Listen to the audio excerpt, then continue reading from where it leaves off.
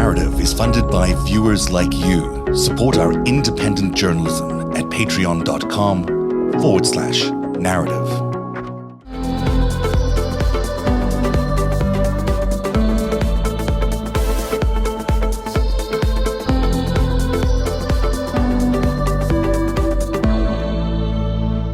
Alexander. Yeah, he goes by Ali Akbar just to be provocative. Interesting guy. I don't know, where does he come from? Do you know much about him? I think he came out of Breitbart. I think he's a Steve Bannon protege and possibly Roger Stone. Yeah. And so he was out there naming before the big event the other day, and I'm just going to try to find the tape here, telling everybody. He's been in with Lucian Wintrich and this whole group. I don't know if you guys remember this sort of Twinks for Trump thing of 2016 and the campaign. He came out of that whole, the Laura Loomers and the Milos. He was in there with those guys that early on. The people who were at that event, both at the rally and at the besieging, were not all these kind of QAnon crazies, right? We've seen the people in the newspaper, the shaman guy who lives with his mom, and the guy with the zip tie handcuffs who lives with his mom, and the guy with the big beard, caveman guy who lives with his mom. All these tough macho guys who live with their mom. Yeah. I'm not talking about them. Yeah. There were people that were at this thing that are quote unquote normal people. I was writing my thing for this morning on Prevail, and I got a note from a Twitter friend of mine who said there was a video that Rex Chapman had shared of this guy with a beard and a police shield talking. And she's like, I know that guy. I was friends with him in high school, and he was a really nice guy. I don't know what happened, and we're going to see that. That's going to be, it's a psychological thing that has happened and that is happening. I talked to my mom today, and yesterday I think she encountered my mom is a retired school teacher, and she ran into a teacher that she knew, and he was telling her, oh, wait until the 20th, something big's going to happen, and Biden's not going to be president, Trump's going to be president. You'll see. And my mom was like slowly walking away, but this is a guy as a retired music teacher in a fucking high school in New Jersey. These aren't all like lunatic fringe people. There were a lot of people at that event. There's a lot of people that have been brainwashed by this. And something else I want to talk about, apropos that Flynn clip that you played, Zev, where Flynn is saying, on a scale of 1 to 10, I'm going to give it a 10 or whatever the fuck he said. Nice. I was so horrified looking at his ugly face that it was hard for me to listen to his words. He's such an ugly person. This is a prophecy cult, this QAnon thing. And they keep moving the goalposts when certain key events that are supposed to happen don't happen. They keep moving the goalposts, right? Good point. Very good point. Pence isn't dead. Mm-hmm. He was supposed to be. There's all these things that are supposed to have happened that haven't happened. And the last thing, no one's in Gitmo. Yeah, Rick Wilson seems to be fine, unless he's doing his podcast from Gitmo. Is Molly there too? I think they're fine. There's all these. JFK Jr. has not returned from the island where he is with Elvis and Marilyn Monroe to save the day of the pedophile, whatever. There's all these things that are basically prophecies that are supposed to have happened that have not happened. And what Flynn is talking about, one of them, which is Trump is going to be president for 4 more years. What happens on the 20th at noon when Biden is sworn in, and that is not fucking true? Are people going to snap out of it? Or are they going to continue to move the goalposts in some other weird way? I don't know what the answer is, but it seems to me another weird way. Yeah.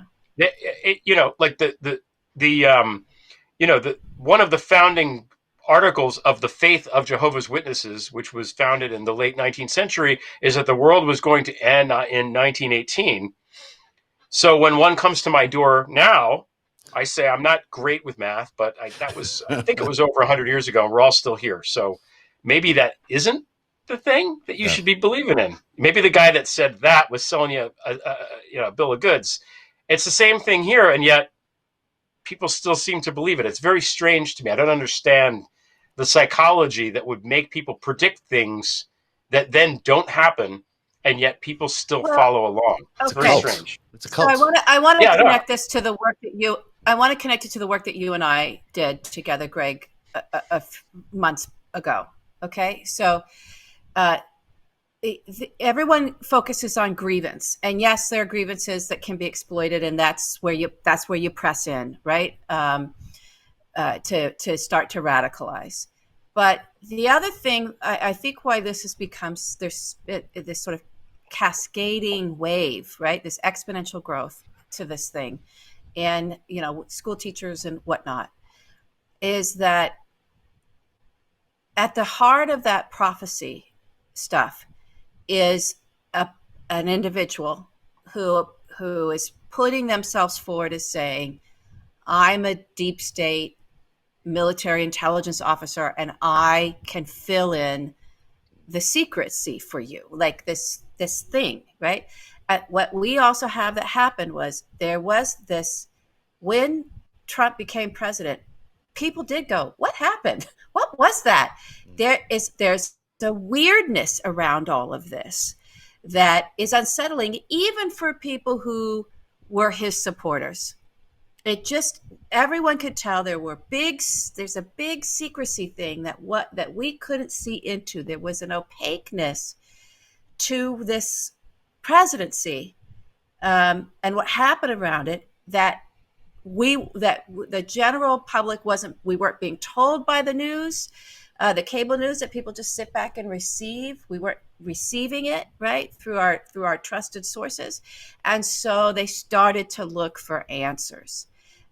This is another side effect of all of the secrecy around this motherfucker and his real past, as in both organized crime and as a confidential informant.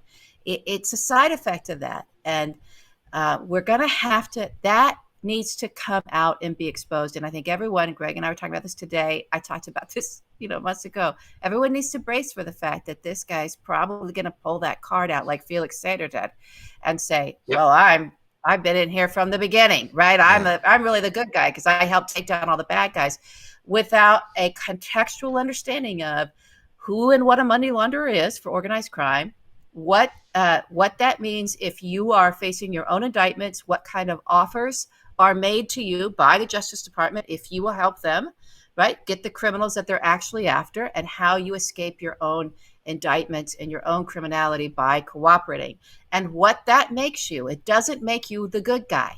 It doesn't even make you a whistleblower, depending on who you are. And then this world behind Donald, the other thing is, again, the misconception of him. This ties in as well, as he's just some bungling buffoon. Yes, he's dumb, everybody. He's not bright, he's not. But in the underworld, if you're from the underworld, you're in there, in that intersection of organized crime and intelligence especially. The reason why Rex Tillerson felt like he had to write things on cards for him and draw pictures of him, Rex is talking about that today, and oh God, this guy's so stupid he doesn't understand world affairs. It's not that Donald doesn't understand world affairs or doesn't understand history. It's that he never needed to. It doesn't matter in his world. He doesn't need any of that knowledge or information in order to make the decisions to advance himself. He just needs to be able to play the cards that he's got in his pocket, right, to leverage people, to blackmail people, to threaten people. That's the way the world works for him. So if you're coming and trying to explain statecraft to him, right, of how we should operate, when he knows the thug dictator leader because he laundered that fucker's money, he doesn't care to listen to any of that. It doesn't matter to him. It's irrelevant to him. And so that's really what's at the core of that. Now, only a stupid person would behave that way, yes, but his ability to be a cunning survivor is pretty unmatched, as well as his kids now at this point. And so underestimate that at our own peril. Keep thinking of him as some floundering buffoon at our own peril. Yeah, he's never needed to learn because he's always had the thugs and the blood-soaked cards to play to get himself out of trouble. And the dictators around the world that will do his dirty bidding for him whenever he needs it. Let's talk about the Republican Party a little bit more. I think that was fantastic what you just did there in terms of setting up a framework for who he is. But he's also got the Republican Party eating out of his hands, or some people in the Republican Party. And so we mentioned Ali earlier on. Ali talks about these 3 Congress people that helped set up this particular event on the 6th. One of them is Rep. Mo Brooks from Alabama.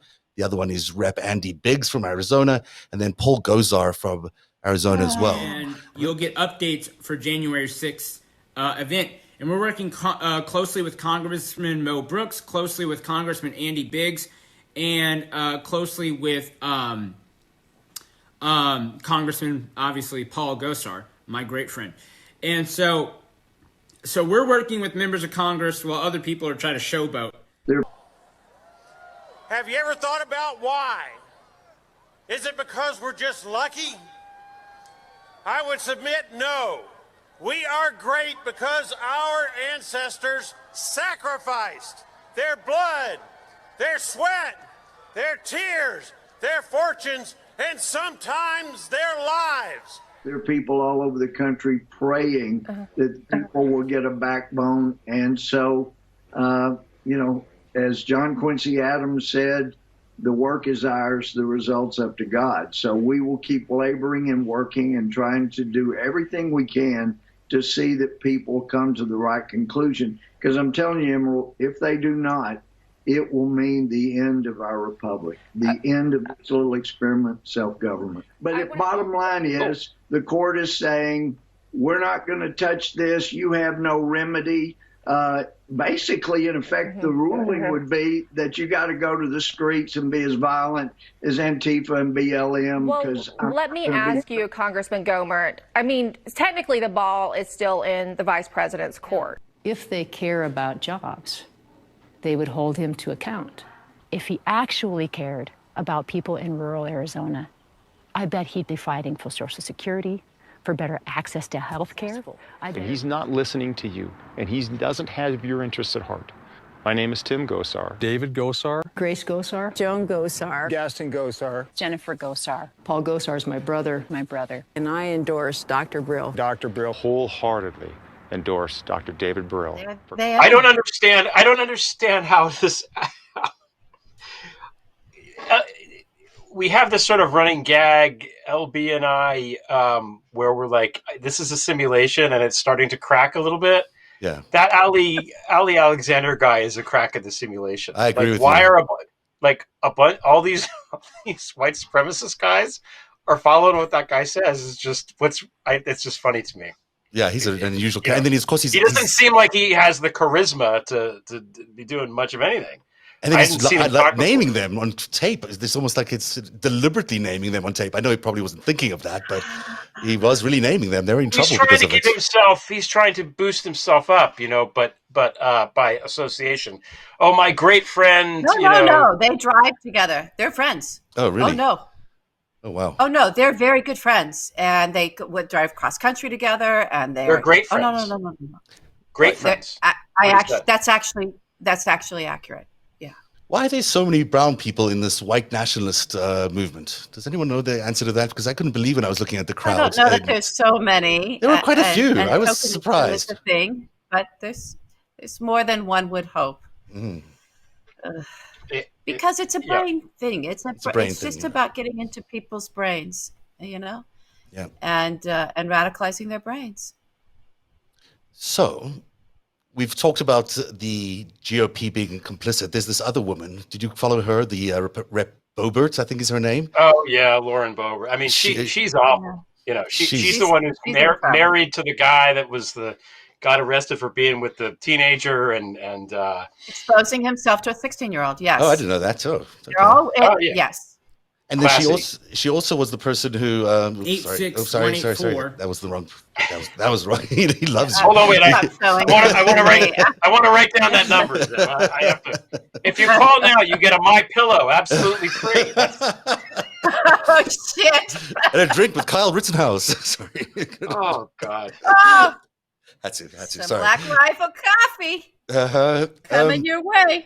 So, LB, why don't you take us through some of this other stuff? We've spoken a lot about these guys, the Roger Stones and the Steve Bannons and the Michael Flynns, all of whom also said these terrible things in the last few weeks in front of the media, about being prepared to physically stand in the way, or about clean your guns and prepare. This is a Bannon associate. And then a crucible moment, said Michael Flynn. And then for Bannon, he said, I'd put heads on pikes. He was referring to Fauci and Ray, I think. Yeah. Put them at the White House as a warning. I mean, these guys are speaking very violently to their supporters. You know a lot about their history, and it'd be great if you could walk us through that whole thing so we get to understand how they got together and how we got here. Okay. Well, school. I think people are pretty clear about Stone and who and what he is out of the Black Manafort Stone, Richard Nixon era. This is a guy, you know, and he's been in with these information terrorists. He's been cooking them up. He was close with Chuck Johnson actually for quite a while, who's pretty dark and squirrely. And so when you see him, I think the Assange, you know, all those folks that like to show up and did the free Assange stuff at the embassy, and you know, that cast of fuckaloos. Those are fucketeers, by the way. Those three men, right? Legendary fucketeers, actually. Flynn, legendary, yeah. Created the craft, pretty much. Flynn, by all accounts, of the people who understand Mike Flynn, he's a loon, right? Like, he is loony, but he has a massive grievance as well. So when you look at this man, think of him as both the provocateur and target of his own provocation, because he was extremely angry with Hillary Clinton and the Obama administration. And this man, along with those other two that were up, is a paid foreign agent. Let's not forget that. So, and he was doing that without disclosing it for both Turkey and Russia during the campaign. Also involved in the transition. And we all the history of Flynn, I think, is clear to everybody see, but don't forget his son, who we actually haven't seen for a little while, but his son was in there with Don Jr., sort of harvesting all of these sort of young operatives for Bannon and Roger Stone out of the dredges of wherever Instagram and 4chan intersect. And Breitbart is there. But Bannon is really, in my mind, the one to focus on. Bannon is the one who knows what he's doing in the terrain that neither Flynn nor Stone. I mean, Flynn had a little bit, but Stone was a late comer. You know, Stone is an old school operative, an old school dirty trickster. Steve Bannon in 2005, after Goldman Sachs, went his stint there, and he was still doing a lot of stuff in Hollywood, but he had a stint as the head of a gaming company out of Hong Kong called ZTE that has some other characters in there that once you look into that, I'm trying to find those slides. I actually think I might have the wrong ones here, but that's okay. But keep going. Don't worry about it. I'll just get through it really quickly. Yeah. But what they did was they pumped in. They went into the world of gaming, into World of Warcraft with a sort of a monetization scam, right? Mm-hmm. But what they were really in there doing, what he was in there doing, was understanding that gaming community. Who were the people there? Who were the players who were online all the time, and testing and pushing and playing on how to recruit and convert into a transaction. Like, if you can get someone in gaming to give you money for horseshit in your little side project here within the world of, this was all happening in the forums, right? Now think of it as a game thing as much as infiltrating the gaming forums, much like online forums and online boards. Okay, so it's a lot of grooming. It's real grooming. It's real grooming, but it's also pushing, right? Pushing on.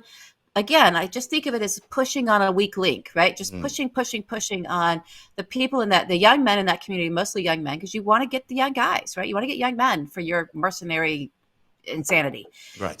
So to radicalize, that's the radicalization effort, guys. And if you could get them to pay money and convert money to actually put cash in, you're evoking a transaction. That means that whatever you're saying to them or putting in front of them is working, right? So it's an experimentation as much as anything else. So that's 2005. He's learning about all that.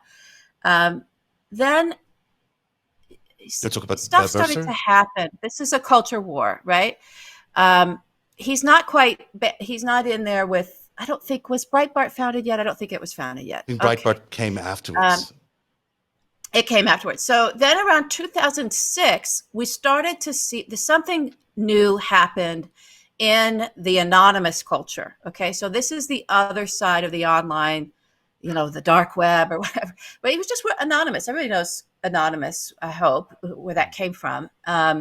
Was 4chan, and what specifically something called a B room or B board on 4chan, where you could anonymously post anything. Right now, this is the beginning of trolling. And what I want you to think about as what trolls are, which if you think of Don Jr. now, everyone gets what a troll is, right? But this was the start of it. And it really did, looking at all of that history, it really does, for me, zero in on this thing called Pools Closed or the Habba Hotel. Okay, so this was an op where a swastika, so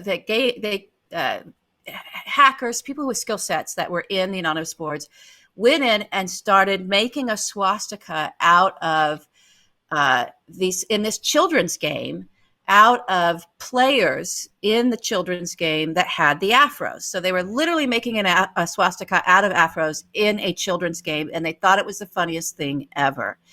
And this thing actually went into the offline world, and you started seeing stuff happening around pools where people were posting Habba Hotel, pools closed. It was a very explosive event. It really was in that world. So, and it made all of a sudden a bunch of people a bunch of young men in these, primarily in these forums. There were women in there. They got rid of them with Gamergate. But a bunch of these young men in these forums feel really comfortable with the hate symbol. And when they got pushed back against it, put any kind of pushback from society on them about, oh my God, it's a swastika. What are you doing? What are you doing? They would laugh and they said, look at you. You're upset because it's a swastika. It doesn't mean anything. Oh my God. And they felt like they were in control of another person's emotions. And that was the first trigger. Okay. So Don Jr. with his book, Trigger, everything about triggering the left. This was actually the first trigger event where people became trolls. That's a big deal. If you look at that culture, to me, it was an inflection point. It really was. All right, what's my next event on there? Oh, sorry, I was so interesting. I was just carried away. So you're talking about who founded Breitbart, which is surprising to everybody. Right, and then Breitbart gets founded in 2007, and Steve Bannon is named as a founder. He's not in this picture, but that was right around this sort of formulation of Breitbart. There's Andrew Breitbart and Bibi Netanyahu. Now, what's Bibi Netanyahu doing there? Hey, guys. That's a good question. What's he doing there at the founding of Breitbart? It is. I mean, we all know what his interests are. I have a feeling that has to do with Arthur Finkelstein, who was also a Roy Cohn protege right alongside with Manafort and Stone. And it's not been, look into him Bibi has been a part of the Trump world very actively for the last 4 years and beyond that. That's right. And it's certainly benefited from a Trump presidency, and also probably benefited from some of the propaganda that Breitbart puts out on behalf of Donald Trump. That's right. I think that's a much deeper dive, but it's just tracking. We're just tracking Bannon right now. Okay, everybody. So he took over in 2012 after Andrew Breitbart died. So he sort of assumed control for that. And then back in the sort of the world that we just looked at, that Steve Bannon was really an expert in, before Cambridge Analytica, we did have right at the same time as the SEL Cambridge Analytica stuff that was happening, that Bannon was overseeing on Robert Mercer's behalf and involved in, you had Gamergate. Those two things were happening simultaneously. I don't know much about Gamergate. What? Tell me a little bit about that. Well, Gamergate, Milo Yiannopoulos, another Steve Bannon protege, and a bunch of other people. There's been a lot of articles on Gamergate, but what it was this incredible misogynistic, it's just an op. There's no other way to call it, against women gamers. And so it was really the exploitation. If you just sort of pull way back of it, it was how far can we take misogyny in this world and use a hatred of women that had been fostering and growing in that world. And Bannon had been in there pushing on that, right? With these young men that, and the incel crew was growing, right? This whole thing was happening to attack women gamers, and some women in particular. popular, right? And it just exploded around all of this, and it became called Gamergate, and it was as a way to continue to radicalize young men around misogyny and hate. So interesting. So this is happening over a long period of time, over 10 years, really. This is a long period of radicalization. It really is. It's what we're looking at, the end part of it, but it was growing. This is a culture war. Steve Bannon declared a culture war. He did. He said, you want to change? You want to change a nation? You want to change politics? You got to change the culture. So as Gamergate was going on with his people that he's connected to, over in both Canada and in Great Britain, this SEL Cambridge Analytica thing was going on, where he was getting Facebook profiles, starting to scraping all those people's Facebook data, creating algorithms, putting people into buckets based on whatever their psych profile was. They had something called the dark triad that they came up with, matching that over. This is all happening at the same time, guys. So you look at the military people at the event last week, the riots, or whatever you want to call them last week. Where did those military people get this interest? Where did they get radicalized? And they were attracted to these games because they were shooting games. They were military games, and that's what young boys would be interested in playing. And so they get in there and they're radicalized. They're radicalized. They also had vets for Trump. There's been a. It's easy to target the military community because there's databases that people can get their hands on and target, and there's Facebook groups, and that was low hanging fruit for Bannon, and probably Eric Prince in there with him, helping him out on something. Who knows? I don't want to be conspiratorial in a way that I can't back up. So everything we're putting in front of you guys is just I feel like a way to sort of track the out. Where is Eric Prince? Yeah. Has anyone laid eyes on Eric Prince? Where is he? I don't know. He must be in town. You'd think it's a big operation. So then you've got Robert Mercer and Steve Bannon working together in 2014. These guys were partners. Now, Bannon was always he worked for the Mercers, and he was a protege, really, of Rebecca Mercer and Robert Mercer. And then he got 5% of Cambridge Analytica. And then they started using that to sort of militarize their election operations. Yep. And there's a back-end architecture to Breitbart that, in terms of, if you think of like the AP wire, and maybe Greg can speak a little bit, not to put you on the spot, Greg, because we didn't talk about this ahead of time, but of how, if something's coming across a PR newswire, this is all the tools and architecture behind these things. Anybody can pick up that information. So if you're pushing a semantic or you're pushing a headline out, there are tools that are in there in these sites and everything that can be connected to have tentacles into other information sites and news sites, if they want to call themselves that, where they can push and play around with semantics and headlines and see what sort of test and see what works, especially if you have tens of millions of Facebook profiles of individuals that you can also push those things down and see. And also if you have your tentacles into the gaming forums and the 4chans of the world. So it's not hard to have an operation like this, everybody, and have it be at a scale like that and have it all be automated. And it just, it's a radicalization machine. How big? Propaganda machine. How big of a scale are we talking? How many thousands of people are involved in this, do you think? Involved in which part? Involved in the insurrection right now.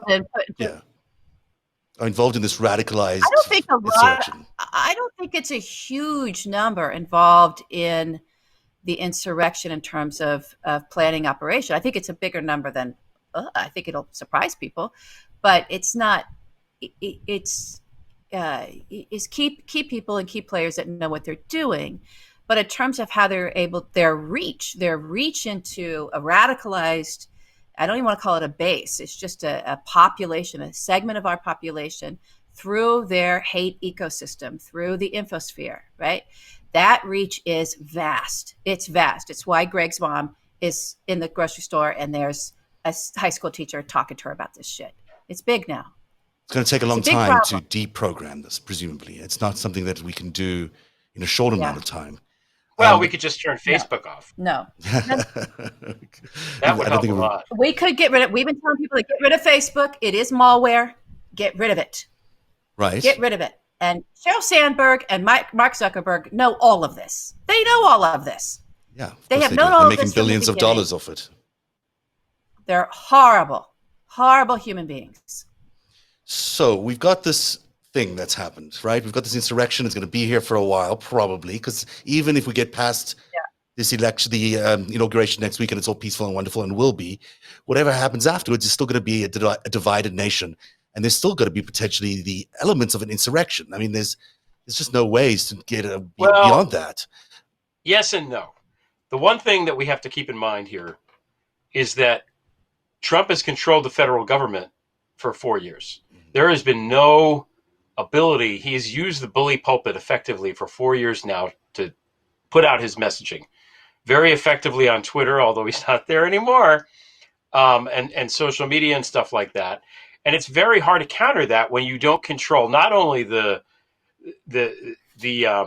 I don't want to say bully pulpit again, but I will, the bully pulpit of the presidency, but also everything that the presidency controls. I mean, one of the reasons why I think we haven't had the arrests that we want is because Wray is scared he's going to get fired. And, Barr was the attorney general for the last 2 years and put the kibosh on so many things.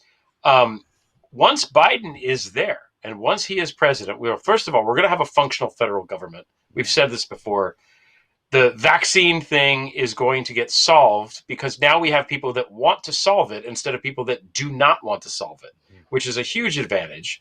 And all it is making sure we have the supply and getting the supply out to where it's supposed to go. So we haven't even mentioned that, the fact that they did this besieging in the middle of a fucking pandemic. None of them have masks on. And I understand that we've talked about this before too, but the idea, I get, if you're a MAGA guy and you're just a Trumpy and you're on your Facebook things and all your friends think the same way you do, I get how you would think that the election was stolen because everybody likes Donald Trump. So how could there possibly be more Americans who don't like Donald Trump, right? I get that. But how the fuck are you stupid enough now, months and months, like a year later, after the virus is here, when 400,000 Americans are dead, how can you still think it's a hoax and not wear a mask? What the fuck is wrong with you?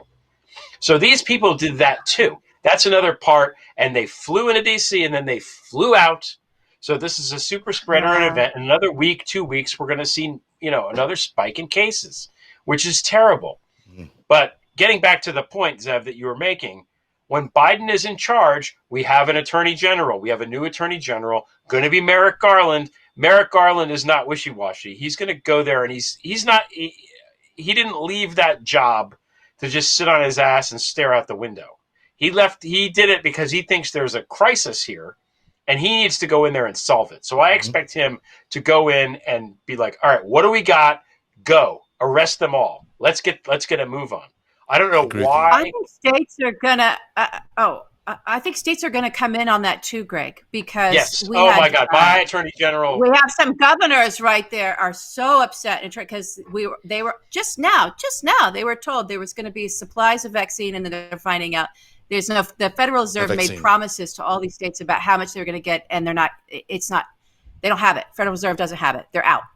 So that was all a lie and a con as well. And so I think there's going to be, I just want to go back to this other thing too, real quick, because I just saw in a comment, someone saying Gamergate was 2014. Yes, I know.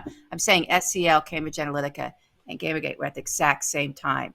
SCL, Cambridge Analytica was earlier than 2016. People focus on the 2016 because of the campaign, but it started 2 years before that to build this sort of radicalization machine, this alt-right, propaganda warfare machine. Okay, everybody. So just tracking all that, and then the first time we saw a 4chan meme, just to bring that all the way back to the 4chan in the very beginning, hit the mainstream was by Don Jr. himself in 2016. I don't know if you guys remember the deplorable meme, and then the Hillary against the Star of David and all the money. Those were memes out of that original group that Don Jr. surfaced. And now we know through very good and careful reporting by Luke O'Brien, who's one of the journalists I said to follow, that in 2016, Bannon, Mike Chernovich, and Don Jr. were together plotting and scheming all of this. And it's true that everything we're looking at right now, they've been building.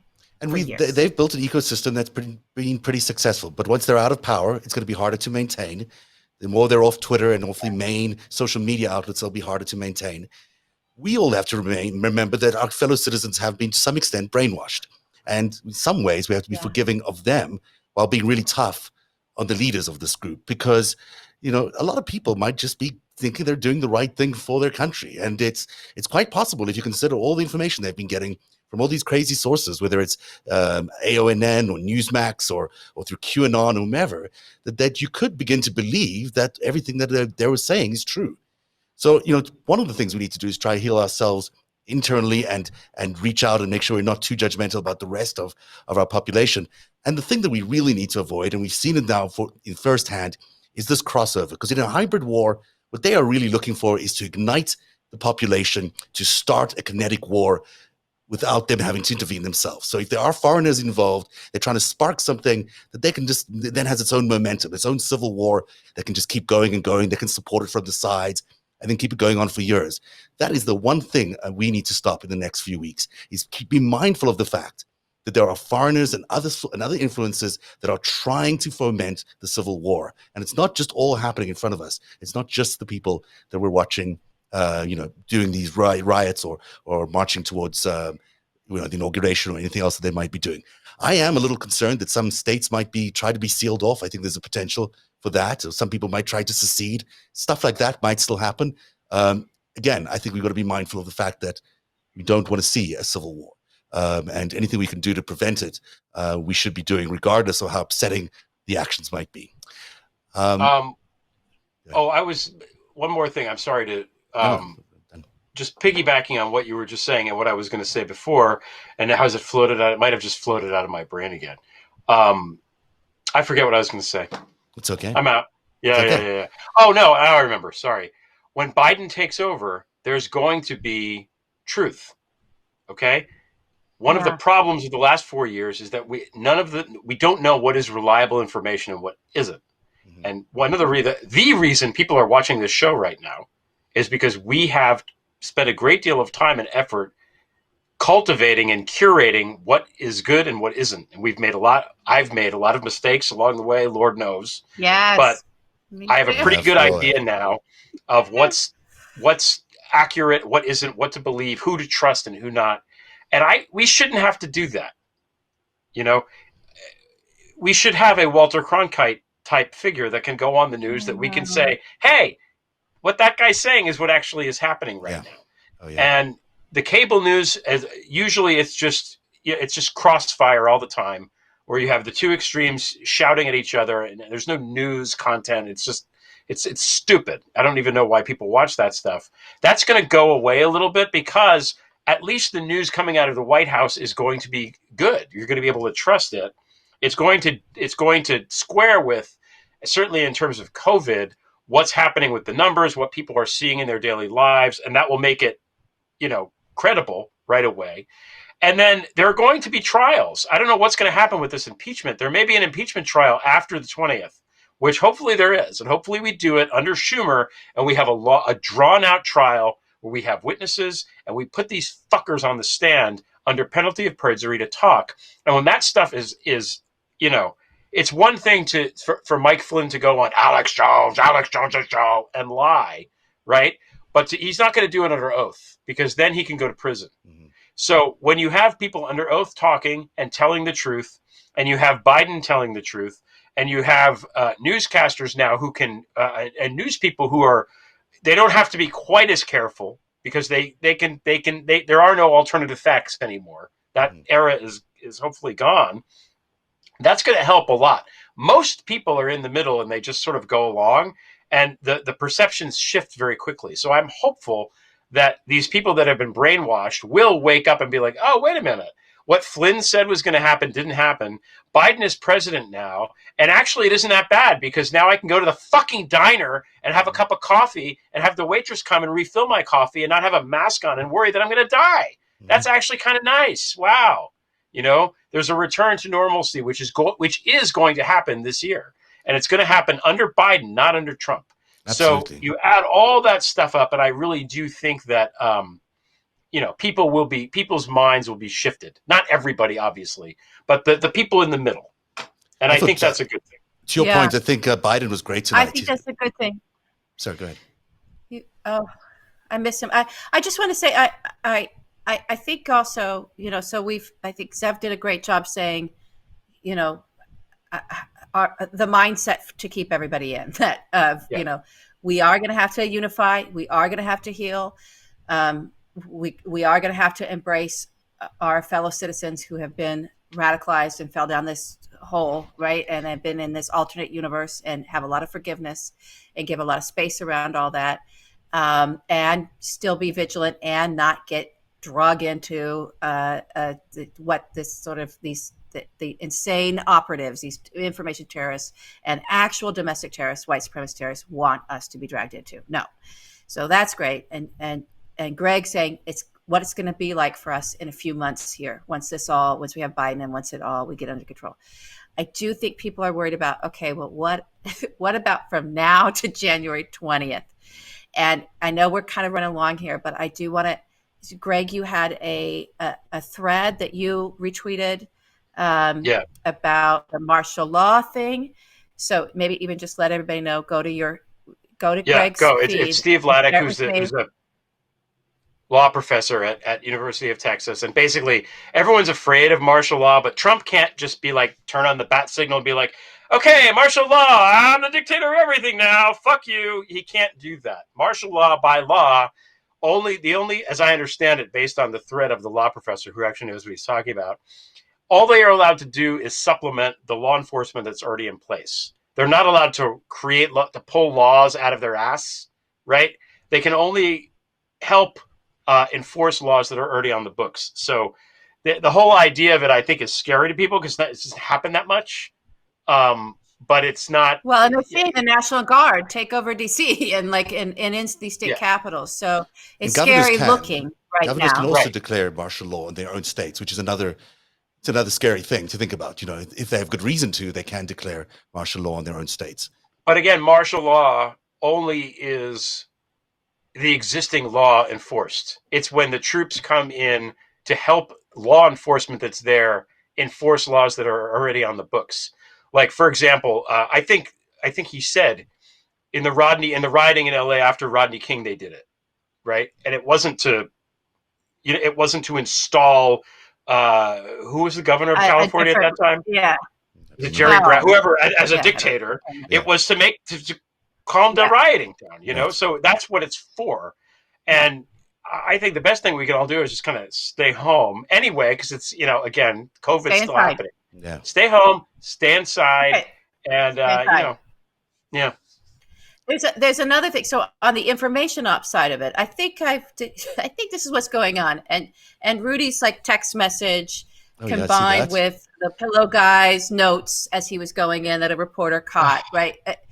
They're mentioning this guy, John. I believe that's a guy named John Sullivan, who's sort of a fake Antifa guy. And his brother is tied in with the Proud Boys. So this is that, the Proud Boys help create these scenes where they can manifest content. So if they're evoking this guy, and this feels like a Bannon op again. Again, this is why we went through Bannon's history a little bit today on the show, guys. It does feel like they're planning. Rudy was even calling those congressmen on the day of the vote or the night before the vote on January 5th. Remember, he was calling and he ended up on a journalist voicemail thinking he was calling the congressman saying, you got to stick there. I'm going to come up with evidence the next day. Right. That's what this is. They're planning this up with this, Sullivan character and the Proud Boys, and they'll blame it on Antifa. All this stuff was Antifa. And then some Chinese money is somehow going to be involved. I'm telling you guys, this is what Rudy's plan is, like the Biden laptop shit, like the Ukraine, shit that he tried to do with Parnas and all those guys.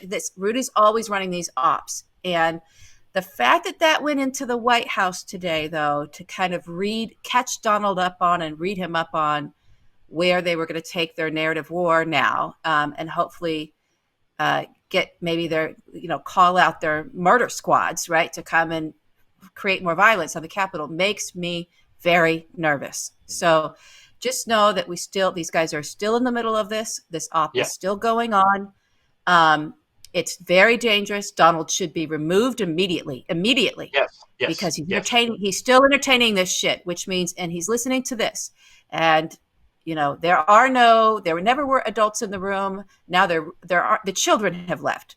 The Hope Hicks and Jared and Ivanka are out. And so there's no one in the room with this madman, but Rudy. That's a very bad combination. Very scary thing. Well, this is very quick, but I don't want to downplay anything or minimize it, because I agree. We're not out of the woods until Biden is president, period. Or Pence, if we can get rid of Trump before Wednesday. But again, back to the simulation, LB, man. Trump simulation. Trump is trying to plan. Let me just say it out loud because it's so fucking batshit. Trump is trying to plan an insurrection with the My Pillow guy. Yeah. Which it's going to be a pillow fight. Pillow fight. It's a great way to solve the problems. Bring him to the pillow fort. Again, I remember when Dick Cheney shot the guy in the face and Jon Stewart just went on and all he did was say it over and over again for half an hour. He was like, the vice president shot another man in the face because he thought he was in the face. Yeah. We should just have a pillow fight and solve everything. Whatever. He just shot a man in the face. Just the face. Donald is trying to plan an insurrection with the My Pillow guy. Not with Eric Prince. It's not like Eric Prince. It was the My Pillow guy. And the guy that he was an informant for years on organized crime. So Rudy's sitting on a powder keg of information that could blow everybody wide open, and he knows it. And he's under investigation. He's a dangerous man right now. Yeah, he is. Narrative is funded by viewers like you. Support our independent journalism at patreon.com/narrative.